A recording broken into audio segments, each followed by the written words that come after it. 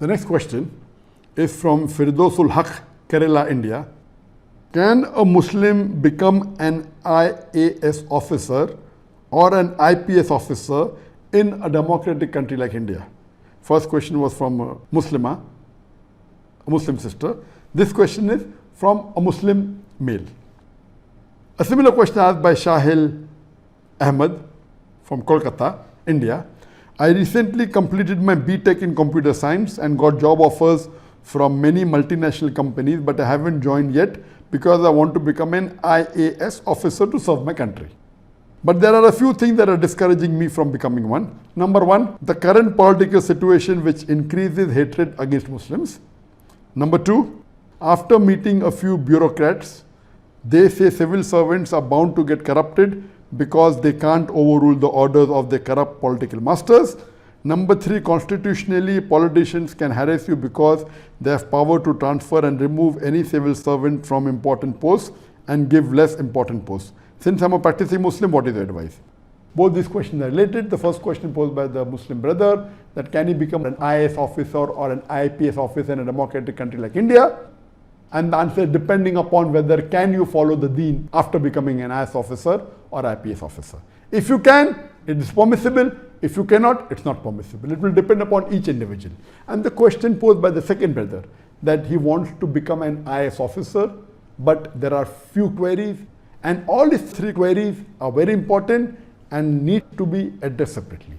The first thing he said is that seeing the hatred towards the Muslims being increased in India, will he be able to do the job of an IAS officer? And the answer is, it will be difficult. It's not impossible, it's possible but difficult. Now when your colleagues start attacking you, attacking Islam, attacking the Prophet, attacking you as a Muslim, do you have the ikhma to reply? Do you have the courage to reply to them is important. If you're a timid person and you cannot reply and you're shy, so my advice is that don't take such job. If you think you can answer them, you are good in replying, you are bold, you can take it, then go ahead with it. Whether you become an IPS officer, whether you become an IAS officer. And the second point posed was that because when you take this post, there is bound to be that you may be tempted to do wrong things. You may be tempted for bribery, you may be tempted to do things which are illegal according to the country, which are haram activity of Islam. And I agree with the person totally, that when you're in high position like an IPS officer, and it's common that if not all, then majority of the IPS officers, not all, but the majority for sure, they are corrupted. And if an honest officer goes there, he either becomes corrupt or he has to leave the job. So in this situation, you are the Muslim, bribing is haram. How can you take bribe? How can you become corrupt? It's a challenge for you.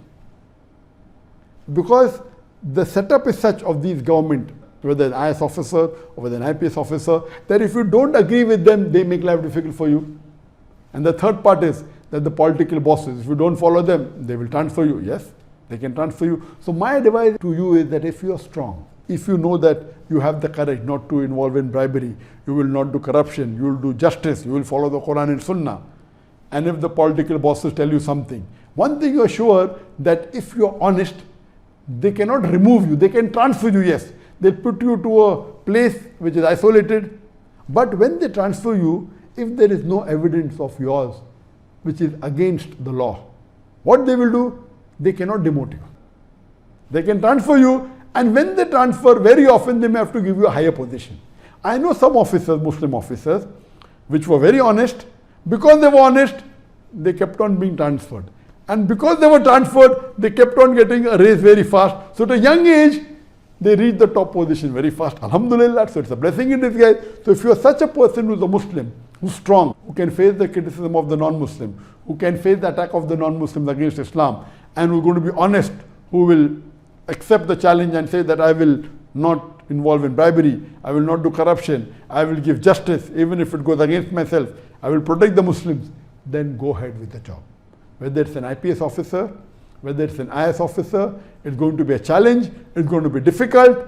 I know many Muslims who have taken this job and have deviated away from Islam. There are few that I know who have stuck to the straight path. If you know that you are bold, if you can take the challenge, if you have that mettle in you, then go ahead. Alhamdulillah, otherwise it is safer for you not to take up such a job.